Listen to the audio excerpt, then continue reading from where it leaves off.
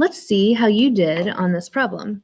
Looking at the denominators, that's the bottom of the fraction, you have 1, 3, and 21. So count by threes until you get to one that's also divisible by 21. So 3, 6, 9, 12, 15, 18, oh, hey, 21.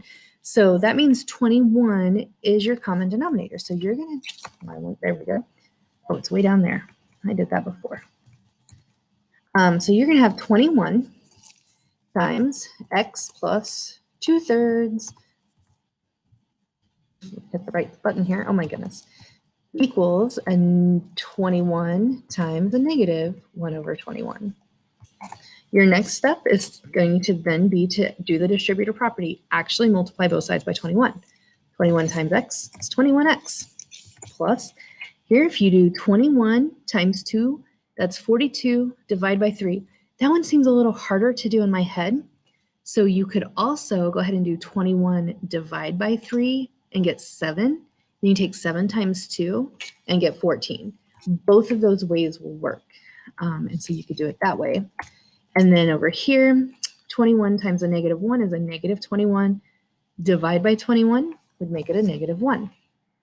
That equation looks way better. So from there, you've already got your variables on the left.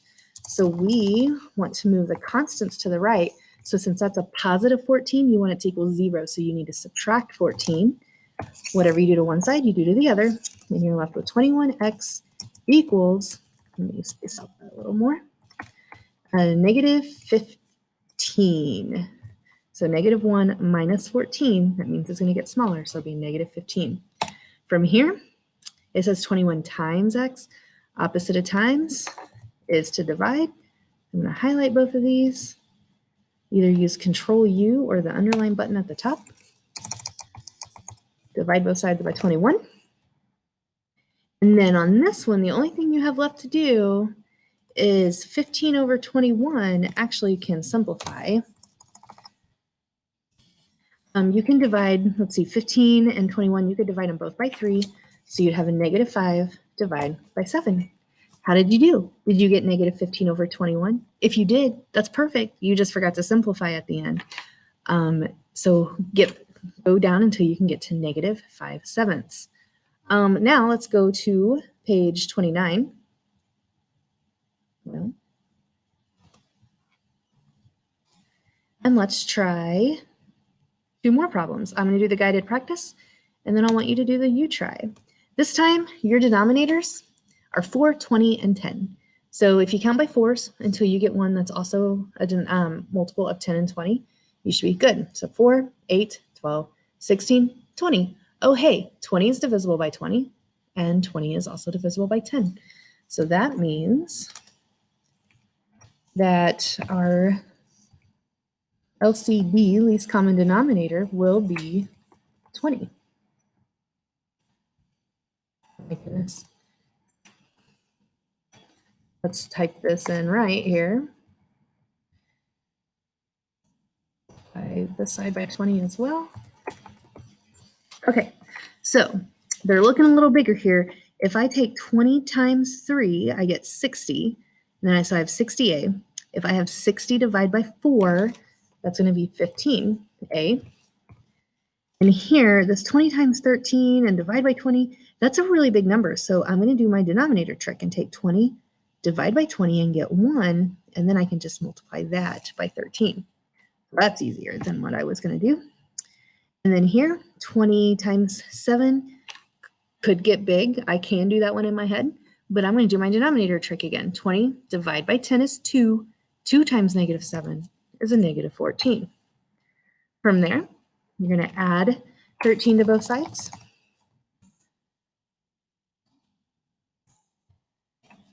And then that leaves you with 15a.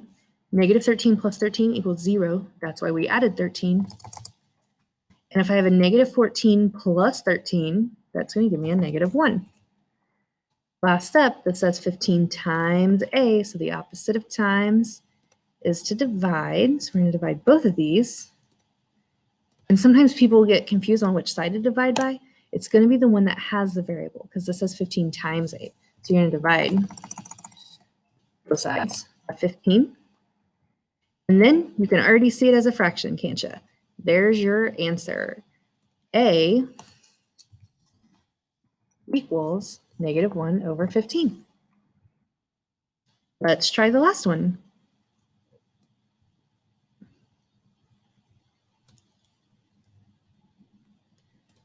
I have a lot of space here that I need to clean up. Maybe I'll have the text boxes working before you have to do this.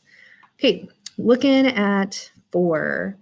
This one, count by 2s, count by 3s, count by 6s. The first one that they all have in common will be a 6. And so it'll be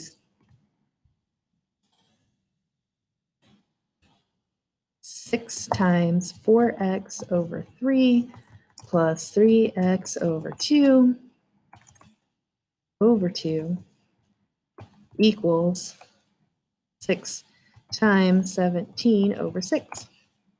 Okay, so I'm going to multiply both sides by the least common denominator. So 6, if you want to keep doing the denominator trick, so you take 6, divide by 3, gives you 2. 2 times 4 is 8, so that's going to be 8x. 6 divided by 2 is 3. 3 times 3 is 9x.